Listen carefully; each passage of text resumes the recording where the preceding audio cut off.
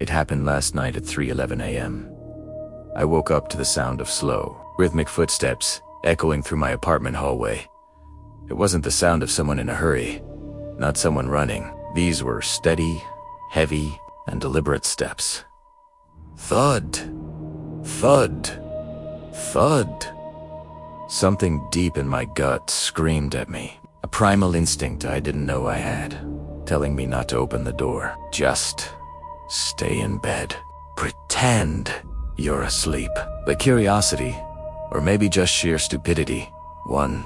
I crept out of bed, my heart hammering against my ribs, and I turned the knob. My hallway was dim, cast in an unsettling, pulsating glow from the red exit sign at the far end, and that's where she was. A woman, standing perfectly still. Her hair was long and black, cascading over her shoulders and down her back. She was barefoot, wearing a thin, white nightgown that looked like it was from another century. It was stained with something dark, something that soaked through the fabric around her waist. She wasn't moving at all, just standing there with her head slightly tilted, as if she were listening for something. The air was thick and cold. I could feel the silence pressing in on me. Against my better judgment, I whispered, my voice barely a croak. Hello. Her head didn't just turn, it snapped toward me. A sudden, violent motion that made a cracking sound echo down the long hall. She didn't run, she didn't rush. She simply began walking toward me.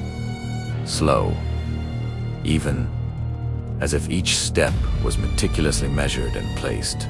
The old wooden floorboards of the hallway creaked and groaned under her weight, each sound magnified, echoing far louder than it ever should have. I found myself frozen, my hand still on the doorknob, my body a statue. I took a stumbling step back into my apartment doorway, my mind racing. Should I close the door? Should I slam it shut and pretend this wasn't happening? As she continued her unhurried advance, a voice slid into my mind, clear as a bell. You heard me, but her lips, pale and thin, never moved.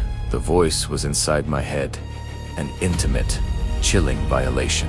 She was halfway down the hallway now, her figure a dark silhouette against the flickering red light. With every step she took, the exit sign behind her would stutter, plunging the hole into near-total darkness for a split second before sputtering back to life. I tried to shout, to scream for help, but my throat was a desert. No sound came out. My lungs burned. She stopped again, this time directly under the dim, buzzing emergency light fixture in the middle of the hall. For the first time, I saw her face clearly, and I wished I hadn't. Her eyes were pitch black, not just dark irises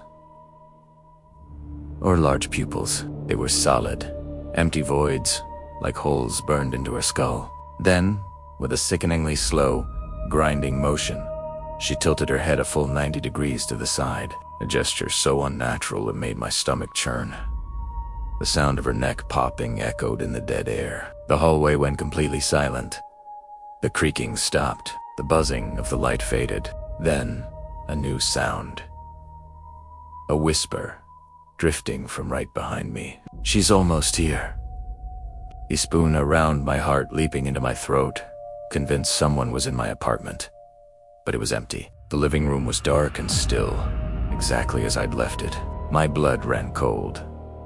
It was a trick. I turned back to the hallway, my eyes wide with terror. She was there, right there, inches from my doorframe, so close I could feel the cold radiating from her. I never saw her move that fast. It was an impossible, instantaneous leap. Her hand, pale and skeletal, slowly lifted and pressed flat against my wooden door. Her fingers were wrong.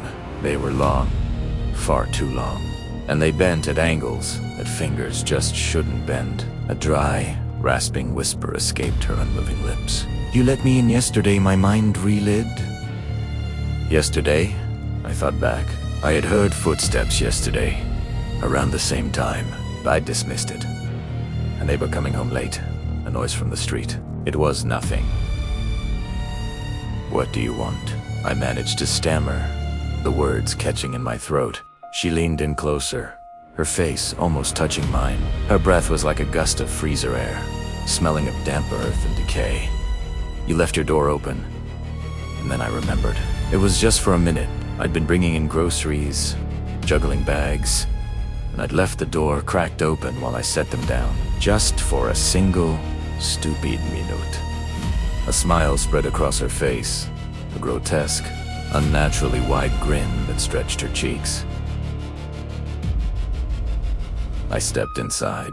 As I said it, my eyes darted past her, down the hallway. Something was moving on the floor behind her. A shadow, a formless black mass, with long, spindly arms that had used to drag its shapeless body across the floor, leaving a glistening trail behind it. Panic finally took over. I slammed the door with all my might, the wood shuddering in its frame. I fumbled with the locks, turning a deadbolt, a chain, anything I had. On the other side, I heard her nails, sharp and hard, scraping slowly down the length of the wood. A long, deliberate drag, not a frantic scratching, not an attempt to get in. It was a message, a reminder. I'm still here. Then, the scraping stopped. My apartment plunged back into an oppressive silence. My ears were ringing. I waited, holding my breath, for what felt like an eternity. Then, shakily, I crept to the door and peered through the peephole. The hallway was empty. The flickering red exit sign lit up an abandoned, silent space. She was gone. I didn't sleep. How could I? I sat on my couch, staring at the locked door, listening to every creak and groan of the old building, until the first rays of sunlight pierced through my windows. I thought I was safe. I thought I had survived. But tonight, at 3:11 a.m. on the dot, the footsteps returned, but this time, they didn't come from the hallway. They came from inside my apartment, and a familiar, cold whisper drifted from the darkest corner of my own living room. I'm still in your hallway.